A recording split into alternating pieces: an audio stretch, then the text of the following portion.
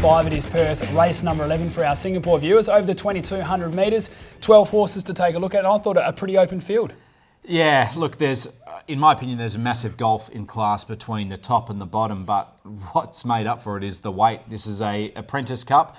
So, of course, a few down the bottom are carrying absolute featherweights, and that will be really decisive in the end. It's a great race to assess. Well, someone that's winning some races at some pretty good odds at the moment is Randy Tan, and he rode Successful Spin last start. A nice price winner. Let's take a look at that victory now. 400 to go, Successful Spin, making a bold attempt to lead throughout, led by 2 lengths, Medium Axe, Son of a Preacher, down on the inside. Arctic Bolt, Rare Selection, a BB winding up in the middle, followed by Wild Eyes. At the 150, Successful Spin still in front. Arctic Bolt closing, Medium Max, Bondula and a BB. Successful Spin though defying the challenges, and it does it all of the way. Successful Spin beat it. Yeah, my boy Randy, he rode that brilliantly on speed, was in total control. Now this horse was scratched from Wednesday.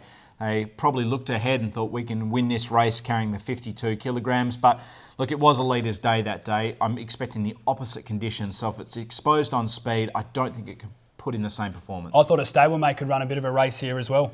Yeah, Quintessence, it was very good last start, developing up to this distance. And this horse competed in last year's version of this race, and Lucy Warwick jumped off it after it had won 3 in a row. She got on Zorance and won the race. So perhaps she's trying to make up for, letting down connections last year. So hopefully Quintessence can get the job done. When you look at the form lines, Cougar Express certainly reads very strong behind Jumura, and also Ultimate Success, 56.5 kilos with Aaron Mitchell to ride. Yeah, and that's where I'm looking at with Cougar Express. Makes a lot of sense on paper. Now, I know that can be deceptive when we get to these staying races, but it was only beaten by Ultimate Success. Zorance was back in third, and we give that a good chance in a much higher rated race earlier in the day, and the weight is negligible. So I think Cougar Express is the one to beat in paper. Let's take a look at selections. I'm going to go with a little bit of value here with number 11, Gibraltar Rock, from numbers 5, 1 and 7. That's a bold selection, Adam, but I like it. 1, Cougar Express for me, though, from 5, Quintessence, 7, State Farm, and 2, Military Service. Race number 6, it is Perth. Race number 13 for our Singapore viewers. It's the Farnley Stakes of the 1,400 metres, a listed event.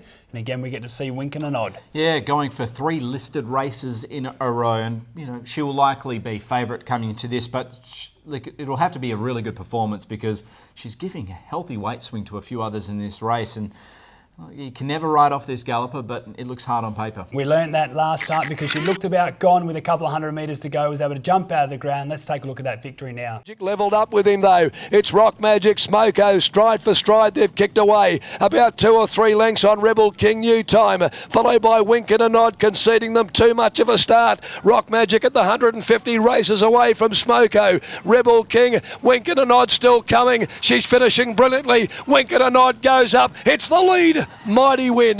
Yeah, excellent performance, Wink and a Nod. This horse has the X factor to take it to bigger and better things. And last start was a perfect example of that. Looked gone, as you said, but got the job done. Now it has to give big weight swings to some others, Adam. It's all about whether we think it can overcome it. Well, let's take a look at some of these horses Doug gives weight swings to. And Rock Magic and Rebel King, they look the winner at some stage in that race, and they do meet the horse better.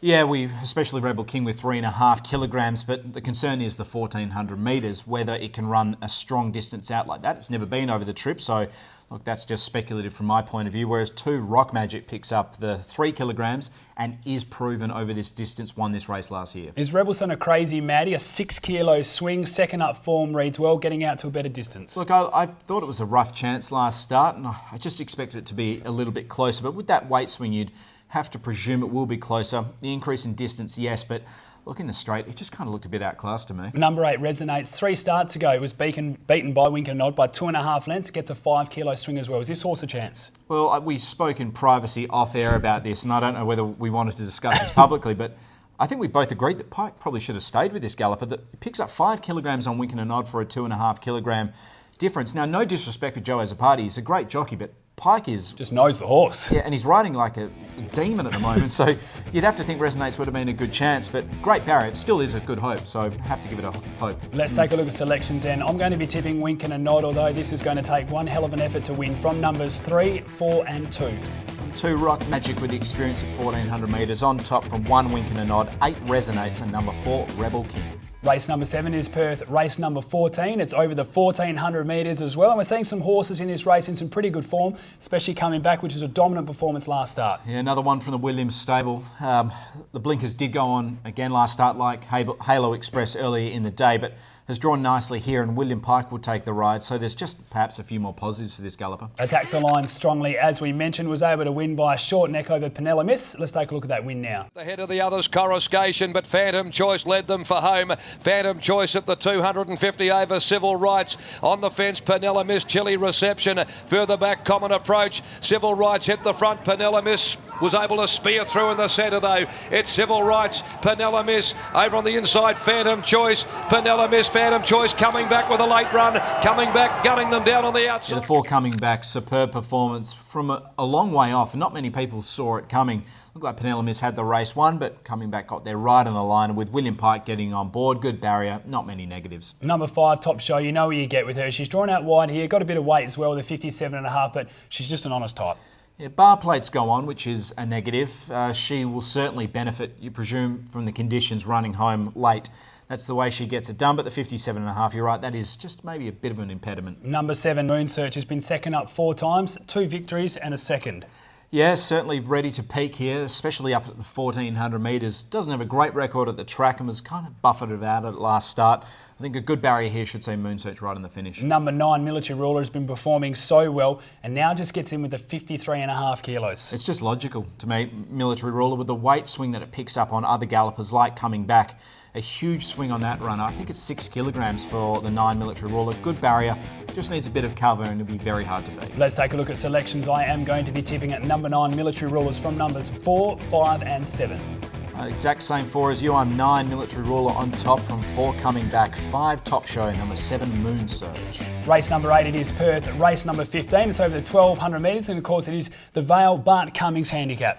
Yeah, look, this gentleman, he just lived life to the fullest and got the absolute most out of himself and really just created racing as iconic on the Australian landscape and as well as the international landscape. So absolutely valet to Bart Cummings. I think the best thing, whether you follow racing or not, you know Bart Cummings, you know what he's done for the sport as well. So certainly I think there'll be a lot of trainers and a lot of jockeys that will want to win this race, and one of them will be a last start winner in Tudor Bolt, which put in a very good performance. Yeah, couldn't get to the front last start. There were some pretty sharp sprinters in that race like Park Lane, who probably had the mortgage on the speed, but look, Paul Harvey went for it, couldn't quite make it and was caught 3 wide, and the horse still had the audacity to fight off our Roman Fighter to win. So let's take a look at that replay now. Very good first up performance. Dente Girl, fairway to Venus. I reckon something's amiss with Polly Rio, who tails off at the 300. Park Lane in front. On the outside, Mr. African, Roman Fighter back towards the cutaway. Tudor Bolt still running on. Park Lane the leader with 100 to go. Tudor Bolt now starts to gather him in. Roman Fighter's over near the fence. Tudor Bolt hit the lead from Roman Fighter. They went to the line locked together. Tudor Bolt on the outside. Yeah, super performance by Tudor Bolt. Look, this horse beat Mad Asa carrying 58.5. Goes up to the 1200 metres here, which is perhaps a slight query. But as well as the gate speed, last start couldn't quite get there. Is drawn 10 of 12, is a risk of being caught 3 wide, but I think it's good enough. I think a horse that will be suited by the conditions is number 3 Cuanzo. Hasn't won for a while, but if it returns to its best form, it'll be attacking the line strongly. Yeah, and I think the key to this horse was the amount of smart money that was on it last start against a very sharp batch of opposing horses. Moonsearch came from that race, so we'll be able to get a sight through that in the previous event. But Cuanzo from a decent barrier, a bit of weight, but I think it's up to it. Swapia was only beaten 2 lengths in a trial by Tudor Bolt. Has a very good first up record, 4 attempts for a victory and 2/3. Look at this horse's form, it's outstanding. It was beaten 3/4 of a length by Dawn Approach, who would be close to odds on in this field. So drawn a bit wide and carrying a better weight. A couple of slight negatives, but I think on class, Swapia is a good chance. Let's take a look at selections then. I'm going to be tipping at number 6 in Tudor Bolt from numbers 3, 2 and 5. I'm with you, 6 Tudor Bolt on top from 3 Cuanzo, number 12 Chasing Chaos, and number 5 Swapia. Time now to take a look at the best bets, and I'm going to be tipping at race 7, number 9 Military Ruler, and race 8, number 6 Tudor Bolt. Race 4, number 6 Red Aura, and like you, race 7, number 9 Military Ruler. And as we say every week, you can follow us on social media at Perth Racing for all of the late mail and trainers' thoughts as well. And of course, Instagram and Facebook, where we've been very active in recent times. Yeah, trying to get more visual. We've signed up through Vine during the week to get you looped in on what's happening on course. Yeah, it's always worth a follow. Hopefully we found you a few winners throughout the card. Enjoy your weekend. We'll be back again with another edition of Box Seat next week.